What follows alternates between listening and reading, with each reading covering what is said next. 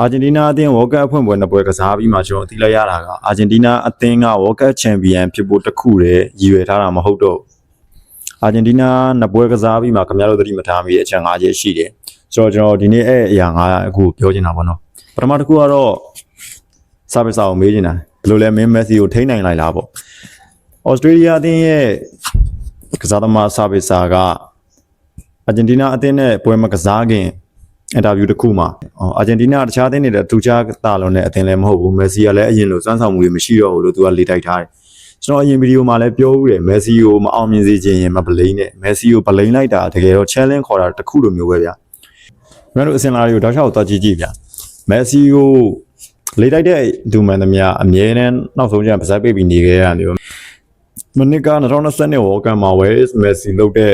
ဖန်တွေတော့ကြည့်မက်ဆီတို့လေတိုက်တဲ့ဘလိန်မာတွေကိုဘယ်လိုတုံ့ပြန်လဲဆိုတော့တည်ချင်ခံကွန်မန့်မှာပဲရေးခဲ့လိုက်ကျွန်တော်နောက်ဗီဒီယိုတစ်ပုဒ်ပြန်လုပ်ပေးမယ်ပြီးတော့ဒုတိယတစ်ချက်ကတော့ကျွန်တော်တို့ရက်ကွက်မှာတော့မက်ဆီသွင်းကိုနှစ်ကိုရသွားတဲ့အကြောင်းပြောမဆုံးအောင်ဖြစ်နေပေမဲ့တစ်ဖက်ရက်ကွက်မှာတော့မက်ဆီပင်လေလွဲတဲ့အကြောင်းပြောနေမှသိရတယ်ဝေါ်ကပ်မှာဒါမက်ဆီရဲ့အစင်လာဆိုတစ်ခုလိုဖြစ်သွားတာပေါ့မက်ဆီရဲ့ရှေ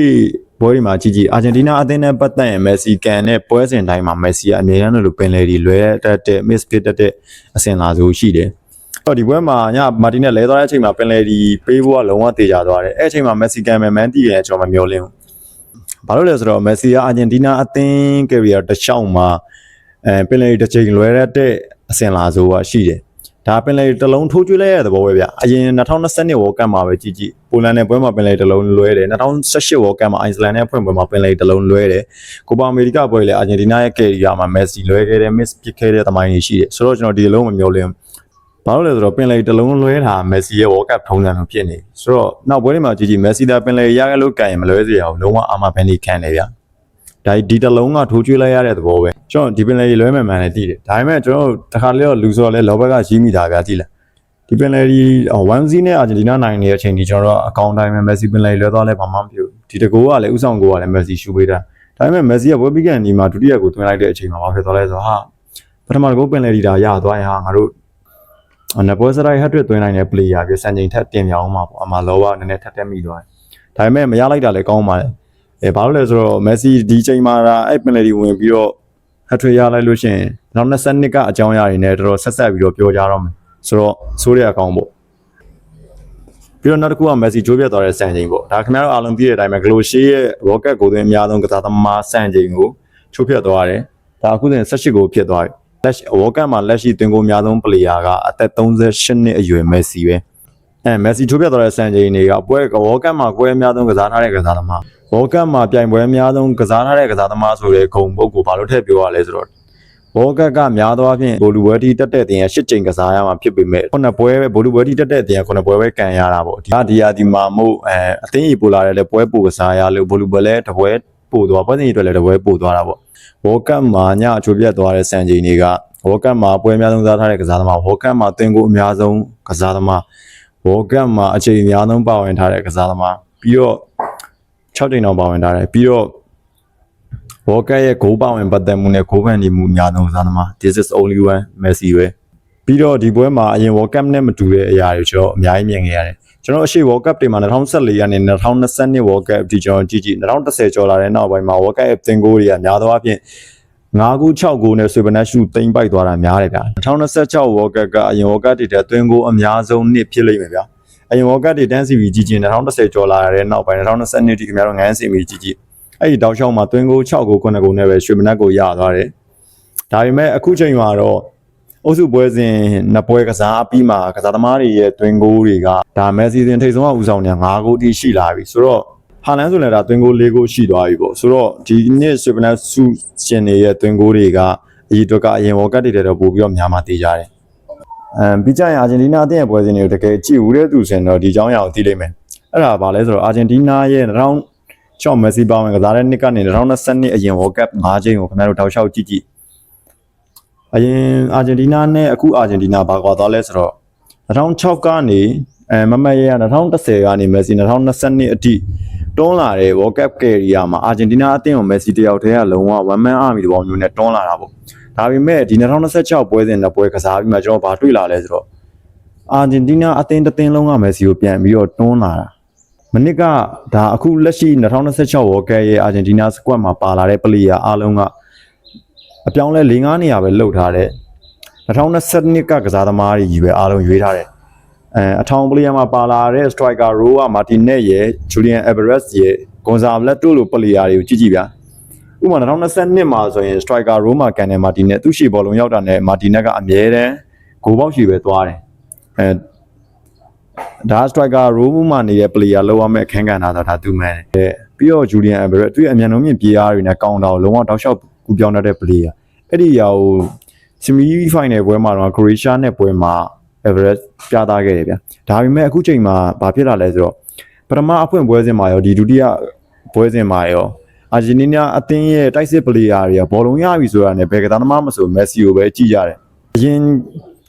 World Cup တွေမှာမက်ဆီအာဂျင်တီးနားအသင်းကိုကယ်ရီယာလှုပ်လာတာကမက်ဆီကစင်တာအထိဆင်းပြီးတော့ register နေရာနေ passing တွေလှုပ်တယ် assist တွေလှုပ်တယ်သူကိုယ်တိုင် play making တွေလှုပ်ပြီးတော့သူကိုယ်တိုင်ပဲဂိုးပြန်သွင်းတယ်ဒီချိန်မှာဒီပွဲနှစ်ပွဲမှာ2016 World Cup မှာအာဂျင်တီးနားအရင်အာဂျင်တီးနားနဲ့ဘာထူးခြားလာလဲဆိုတော့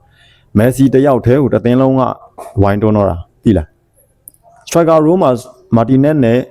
Messi ကိုနှစ်ယောက်ထားခဲ့ရမှန်းပေမဲ့ striker စစ် player ဖြစ်တဲ့ Martinez ကနောက်အထိလိုက်ဆင်ပေးပြီးတော့ Messi ကို first striker နေရာမှာထားခဲ့တာပေါ့အမြဲတမ်းကိုပေါက်ကိုကန်တွင်ချင်းချောက်လေးရှိတဲ့ Martinez ဘောလုံးရတဲ့အချိန်မှာလည်း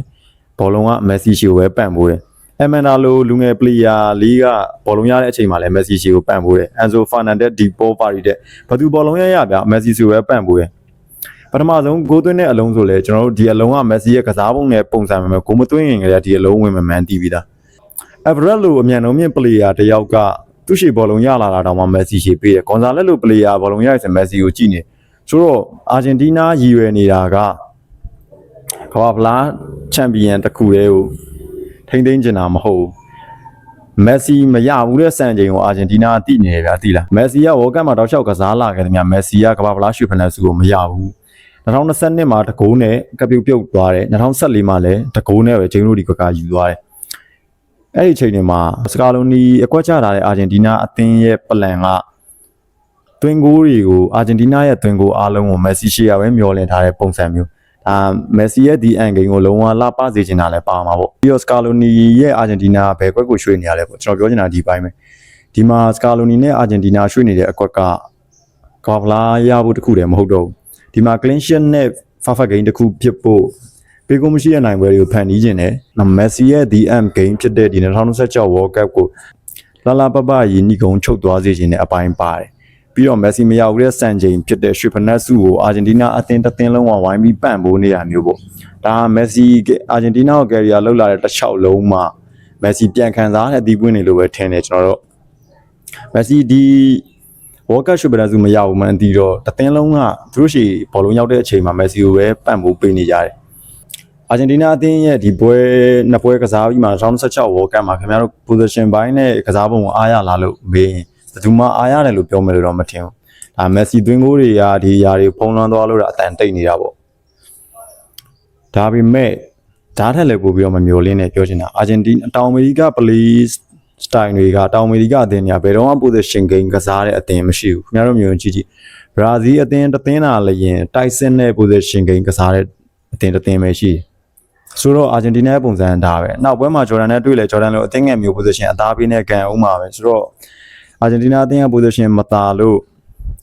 ဘောလုံးပိုင်ဆိုင်ခွင့်မရလို့ဆိုရင်ခင်ဗျားတို့အဲ့လောက်ကြီးစိတ်ထဲကြောက်စရာအကြောင်းမရှိဘူးဒါအာဂျင်တီးနားရဲ့ style ပဲ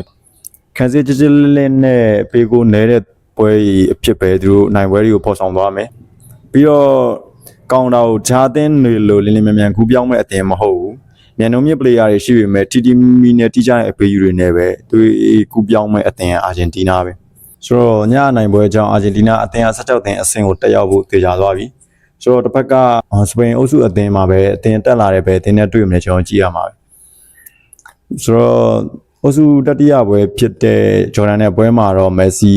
ပါဖို့ရှင်းတောင်မှကျွန်တော်ပွဲချိန်ပြေမမြင်ရဘူးဆိုတော့အဲ့ဒီပွဲမှာမက်ဆီပါနိုင်လားမပါနိုင်လားဆိုတော့ကျွန်တော်သတင်းတိကျရမှာနောက်ဗီဒီယိုမှာတင်ပေးပါမယ်ဆိုတော့ World Cup ထူးခြားတဲ့အကြောင်းအရာတွေရှိရင်နောက်ဗီဒီယိုတစ်ပုဒ်ပြန်တင်ပေးပါမယ်ဒါကတော့ Smart Channel ပါ